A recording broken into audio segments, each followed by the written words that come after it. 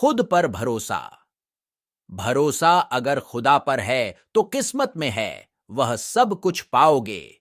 भरोसा अगर खुद पर है तो खुदा वही लिखेगा जो खुद चाहोगे। दोस्तों, इन दो लाइनों से ही आपको आज की कहानी के बारे में कुछ आइडिया तो हो ही गया होगा। आज की कहानी भी ऐसी ही एक गरीब जापानी बच्चे की है, जिसे अपने आप पर अटूट विश्वास था और जिसने अपने अकेले के दम पर अरबों रुपयों की कंपनी कहो या साम्राज्य खड़ा कर दिया। दोस्तों, यह कहानी है आज से लगभग 127 वर्ष पहले कि जापान के एक गरीब बच्चे की, जो जापान के एक छोटे से गांव में पैदा हुआ था, जिसका नाम उसके पिताजी ने कोनोसुके रखा था। कोनोसुके के पिताजी की आर्थिक हालत बहुत ज्यादा अच्छी नहीं थी। जब कोनोसुके 9 साल का था, तब बहुत खराब आर्थिक परिस्थिति के कारण उसके पिताजी को गांव में जो उनके खेत थे, उन्हें बेचना पड़ा था। इतना ही नहीं, बल्कि उन्हें अपने गांव का घर भी छोड़ना पड़ा। सब कुछ गवा चुके कोनोसुके के पिता गांव छोड़कर शहर में अपने परिवार के साथ आ गए और अपने परिवार का गुजारा करने के लिए शहर में छोटे-मोटे काम करने लगे, जिनसे उन्हें कोई खास आमदनी होती नहीं थी। इस वजह से 9 साल कोनोसुके को भी अपनी पढ़ाई छोड़कर एक दुकान में काम करना पड़ा, ताकि परिवार को आर्थिक मदद हो सके। मेहनती कोनोसुके सुबह सुबह सूरज की पहली किरण के साथ जागता और बड़ी मेहनत से दुकान में काम करता।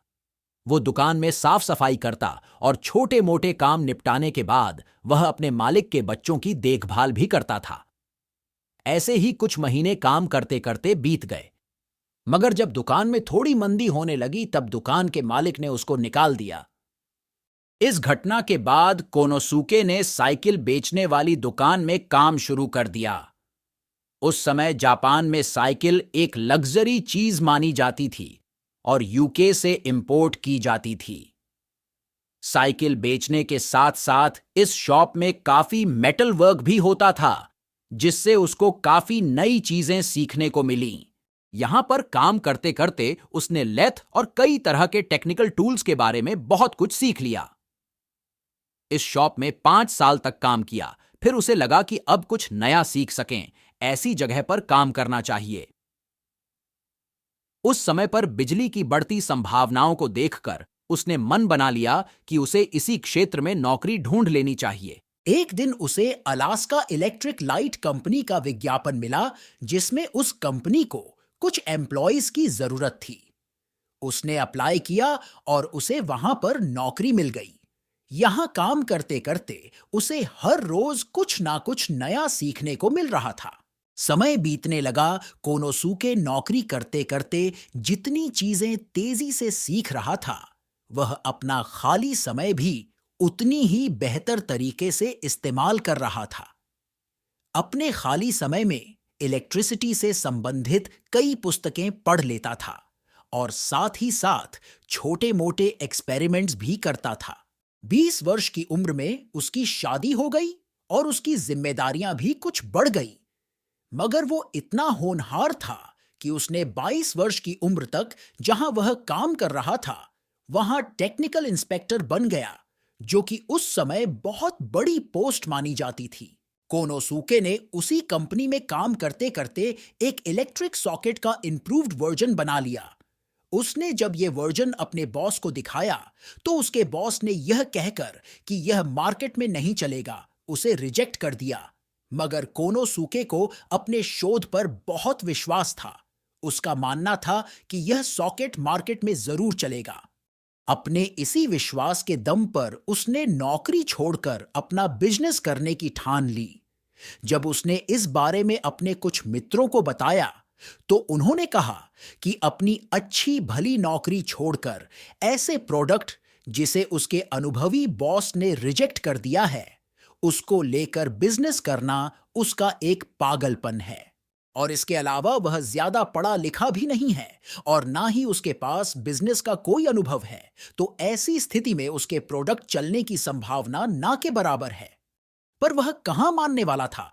अपने आप पर अटूट विश्वास और अपने बनाए सॉकेट पर पूरा भरोसा होने के कारण उसने अपनी नौकरी छोड़ दी और अपनी कुछ जमा पूंजी से बेसिक टूल्स खरीदकर अपने घर पर ही छोटी सी फैक्ट्री लगा ली, जहां पर वह, उसका भाई, उसकी पत्नी और उसके 2 वर्कर्स साथ में मिलकर सॉकेट बनाने लगे।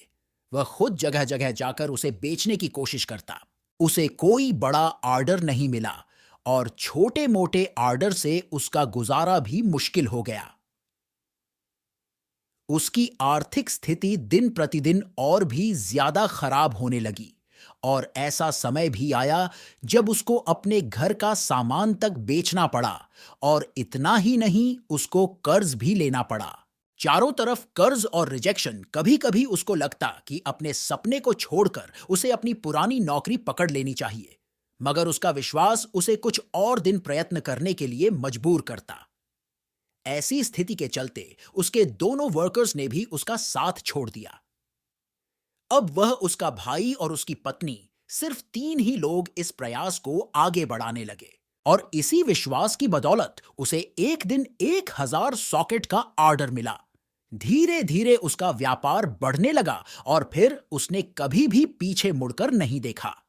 उसका यह प्रोडक्ट इतना फेमस हो गया कि अब उसकी बनाई हुई कंपनी में 2.5 लाख लोग काम करते हैं और उसका यह साम्राज्य कई बिलियन डॉलर्स का है।